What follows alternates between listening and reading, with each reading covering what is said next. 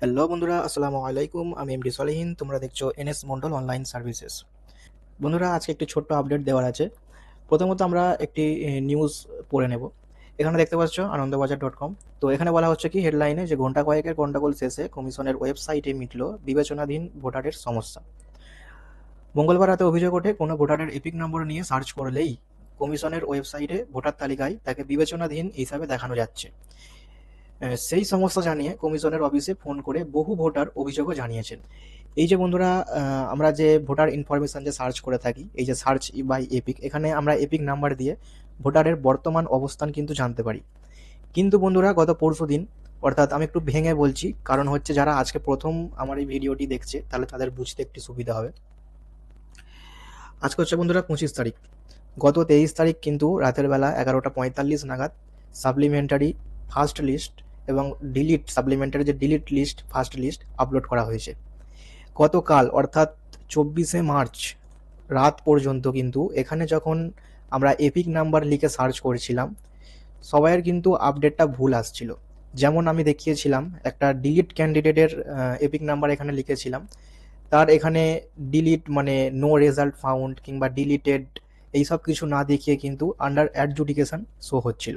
ঠিক তেমনটি আবার যাদের নাম ফাইনালে উঠে গিয়েছে তাদের নামও কিন্তু আন্ডার অ্যাডজুডিকেশন শো হচ্ছিল।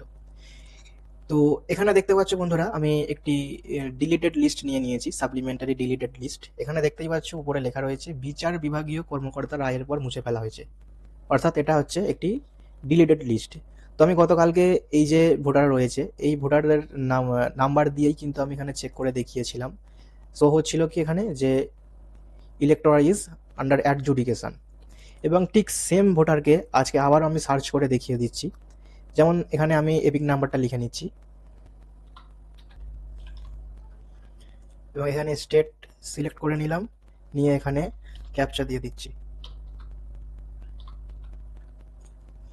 এখন কিন্তু বন্ধুরা এখানে স্ট্যাটাস দেখতে পাচ্ছ under adjudication deleted list dated 23/3/2026, অর্থাৎ 23/3/2026 যে লিস্ট বেরিয়েছে সেখানে ডিলিটেড লিস্টে এনার নাম এসছে এই ভোটারের। অর্থাৎ বুঝতেই পারছো বন্ধুরা, এখন কিন্তু এই ওয়েবসাইট থেকে আমরা চেক করলে বর্তমানে যে অবস্থানে রয়েছে ভোটার, সেই ডিটেলসটা আমরা এখান থেকে পেয়ে যাব।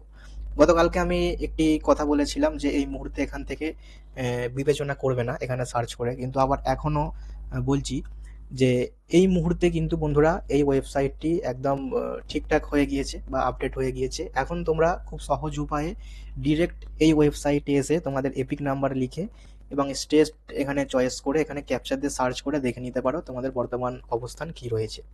এই ছোট্ট আপডেটটুকু বন্ধুরা আজকে দেওয়ার ছিল। ভিডিওটি কেমন লাগলো অবশ্যই জানাবে, কার কি মতামত রয়েছে কমেন্ট বক্সে জানাবে। আজকের মতো বিদায় নিচ্ছি, আবার দেখা হচ্ছে নেক্সট ভিডিওতে।